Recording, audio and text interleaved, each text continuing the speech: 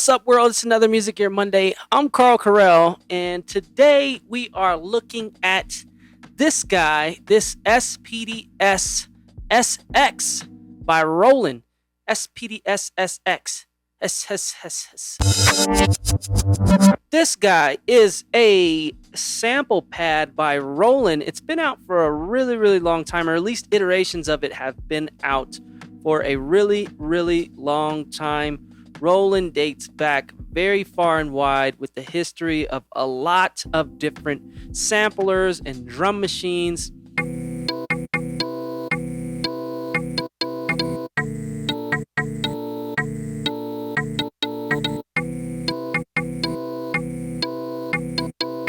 They made this guy to be able to add it to a drum set or make your own electronic drum kit with this guy, using this kind of as the brain. It is the brain for their samples, for their click tracks, and for just different effects within their drum setups of a ton of different drummers that I know. I've seen it be used in different studio settings and now being used with a lot of software as controllers. These guys used to retail from somewhere around $12.99 in that price range. Now you can get these guys somewhere around the $500-600 price range if you get them used. Brand new, they're still a pretty penny. They are really reliable samplers for drummers. I've seen them get the mess beat out of them and survive, and so they are very proven. Today we're going to look at some of the features, some of the cool stuff you can do with this guy, and some ways to utilize it even if you're not a drummer and you just want some natural percussion and fills and you want to be able to use sticks and have a little bit of fun in your studio. This could be something fun to add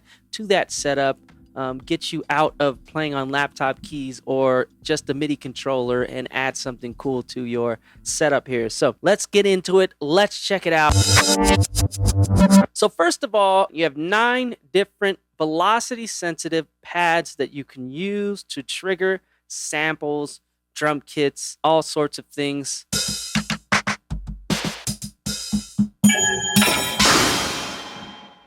So very responsive pads, very bouncy. They are velocity sensitive pads. You can adjust those settings in your settings to kind of give it the feel that you want. Below the pads, you're going to have this navigation area here with all of your buttons to kind of control what's going on your sampler. To the right here, we have a power button here. This is going to turn on and off your device.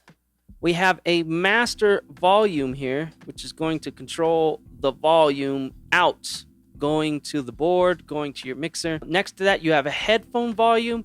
Your headphone volume is going to control what's going direct to your headphones. And then you have a click track, which will allow you to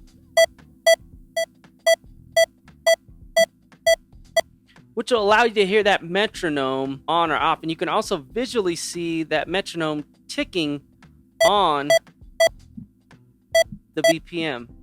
So you have a visual reference to it as well. Below that, you have an effects control here. So this effects control is going to allow you to turn off and on these different effects.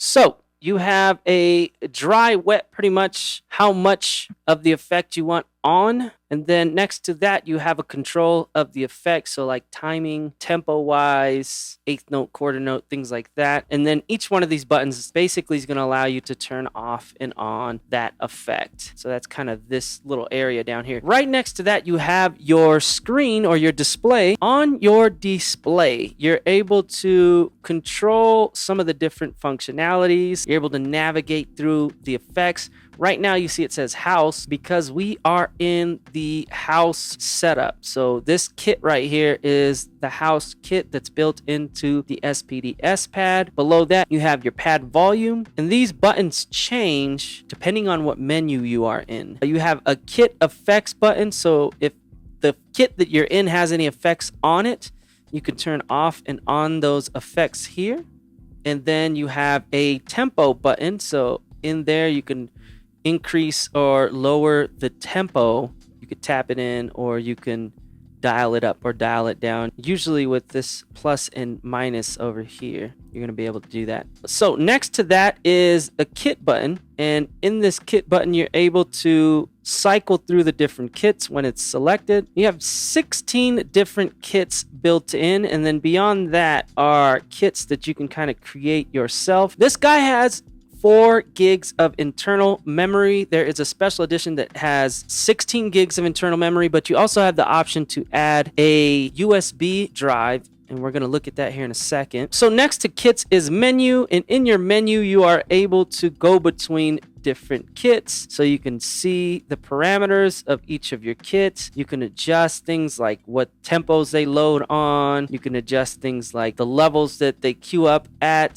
So that's going to be under kit inside of your menu. Then you have pads. That's where you can adjust the pad volume. You can adjust the pad's panning. There's different modes for the pad, so like single shot, loop, different things like that. You can assign things like a sub, layered kits, layered pads. You could do all of that inside of that pad menu. You have a kit effects menu, so that's going to show you what effects load up when you load that kit in. System menu is going to show you pretty much everything you could change within the system. Setup menu basically shows you pad sensitivity, what triggers are coming in, foot switch options, MIDI in and out options, and then options beyond that: USB off on, how long before it sleeps while plugging in via USB, what it does when it's hooked up via USB. So right now it's set to wave manager. We could set it to audio and MIDI, which makes this guy act as a audio interface. So if you're running Ableton or anything like that and you want to use this guy as your audio interface, you can do so by going into your menu, go to setup, go to options, and then change USB mode. And then you have a utilities mode. So in menus you have a utilities mode, and in that utilities mode you are able to import waves, load what's on that USB drive, or see the information that is on that drive. So that's everything in menu. In sampling, you have a way to get to recording and performing these samples, so you can sample onto these pads. Like I said, this guy only has 4 gigs of internal memory, but quick little samples you can do onto the pads. So quick menu is set up so that you can get to different tools, be able to copy and paste your pads, be able to visually control like what the LED is doing, things like that. You're able to get to that by hitting that quick menu. Again, that's another one that I haven't really dove into as much, but I've seen people use it and be able to quickly do things. I guess that's why it's called the quick menu, huh? Pad check. So your pad check will allow you to listen to what's on your pad. So I'm hitting that pad, that's going to the headphones. So if I'm cueing something and I want to hear it in the headphones before it goes out to the master, I hold down pad check and it'll allow me to hear what's on that pad before I send it out. All right, and then all sound off is basically a mute button, or like almost like a kill switch. So if you have a bunch of stuff looping and it's getting chaotic and a bunch of stuff is going on and you need to basically cut it, or maybe there's a break in the song while you're playing or something crazy happens, you could hit this all sound off and it's basically going to kill everything. It's going to mute everything that is running. So you're able to just hit that button, mute everything, and move on. So that's everything on the front. We got to the pads, we got to what's down here button functionality wise. Now we're going to look at what is on the back of this guy. On the back of this Roland, you can see right now I have this left master out going on. So you have a right and left for your master out. That's what's going to go to the board. Left is mono out. On most controllers, that's pretty much the same.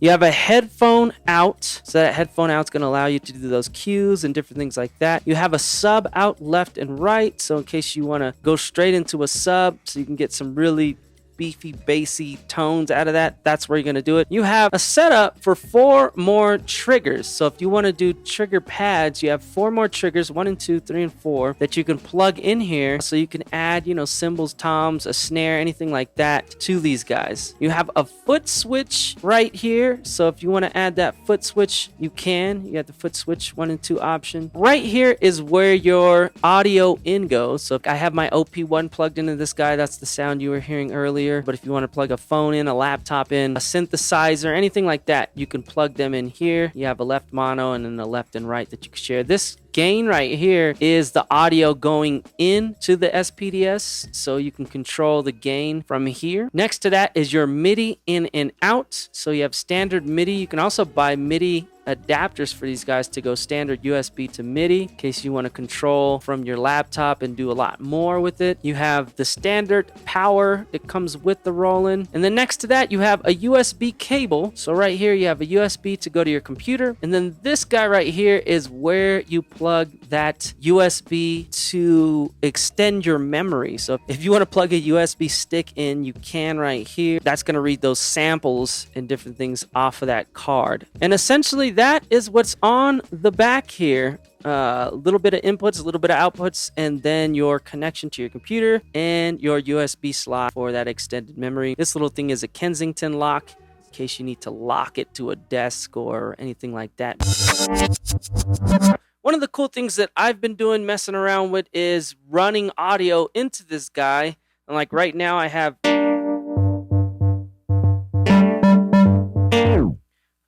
my OP1 running into this guy, which is running to the board, which you can hear. I can also plug this guy in via USB like I was talking about earlier. So now, just so you can see this, I have it hooked up to my laptop. So now when I go to preference and I click this menu, I can see the SPDS is in there. Now I get audio out.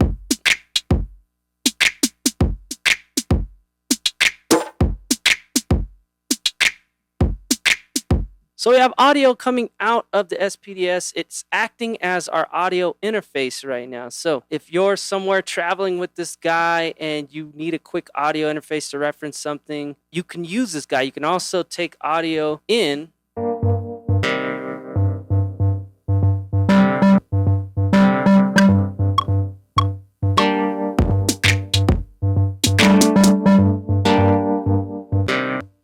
So now I've recorded audio in to Ableton. Obviously, I have to adjust these levels, but you can see.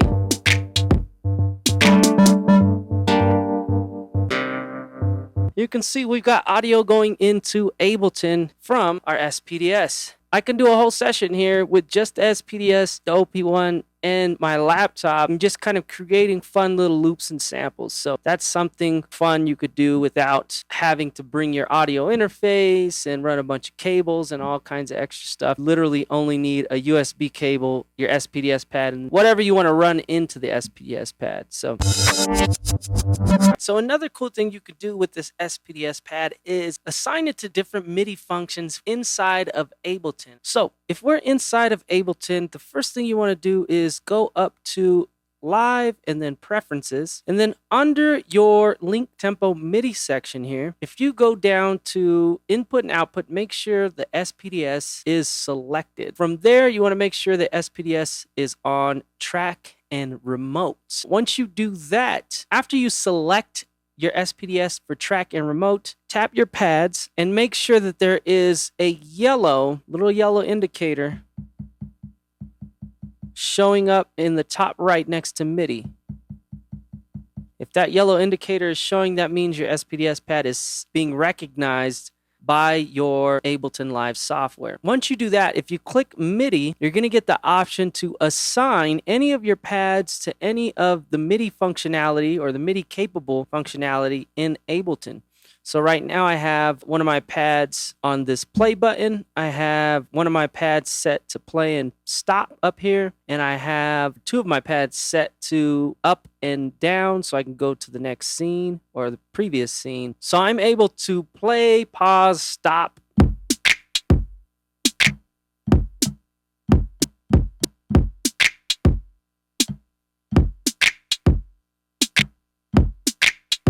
And I'm able to use these two pads to go to the scene ahead or the previous scene.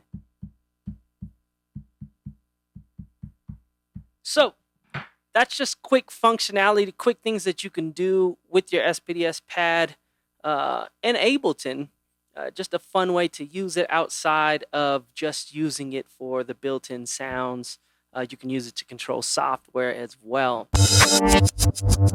The last thing we're going to look at is the Wave Manager. We're not going to get too crazy into it, but you can download it on Roland's site, and it's a software that enables you to manage your samples via your computer. So this is the Wave Manager from Roland that allows you to basically import sounds onto your pads and create kits. I think this is version 4.0, but here's where you can kind of import, create a kit, name your kit, and save it to your device. And so this is what the software looks like. It's available. It's free on Roland's website. I'll put a link in the description below. Quick thing to note is that the SPDS only accepts samples from your computer that have a bit depth of 16 and a sample rate of 44.1. So make sure you are formatting those samples before trying to load them in, or you will run into issues. Also, make sure that those samples are located somewhere on your computer's hard drive, because if you try to import them from a hard drive plugged into your hard drive or a cloud-based source directly into the manager software, you're going to run into a couple of issues. So that's a full overview of what this guy is. It is a sampler. It's a drum pad. It's something that you could load sounds onto and use sticks to kind of create different rhythms. That's kind of what something like this does. It basically will allow you to find patterns and rhythms and drum beats that you typically wouldn't play on your, little finger drum pads or maybe on your keyboard or something like that. So it's something to add a variety to your playing. So there are other companies making drum triggers that are a lot more advanced than this guy. You got companies like Sunhouse that make different type of sensitivities, different places on the drum that you can actually hit. With a lot of those sensors, you need to have an actual drum kit to add them to. This is something that if you live in an apartment, something that if you travel a lot, maybe you're a DJ and you just want to add a little percussion, you don't want a full drum kit. This is something that could possibly be one of those solutions for you. So yeah, what do you guys think of this SPDS pad? It was a really popular thing for a really long time. I'm seeing less and less people use these now. I have a couple of friends that use these guys, and they use them really cool in some unique ways. Hopefully I can get them on the show and they could show you their setups and how they use these guys. Hopefully that'll be on a future episode. But yeah, what do you think of the SPDS? Is it something you're looking into? Is it something that you wanted that you don't want anymore? Or is it something you haven't even heard about yet? Let me know what you think. Put it down in the comments below. We'll keep the conversation rolling. If you have any questions about this Roland, let me know. That's going to be it for Music Gear Monday today. I'm Carl Carell. We'll see you guys here next week. Peace.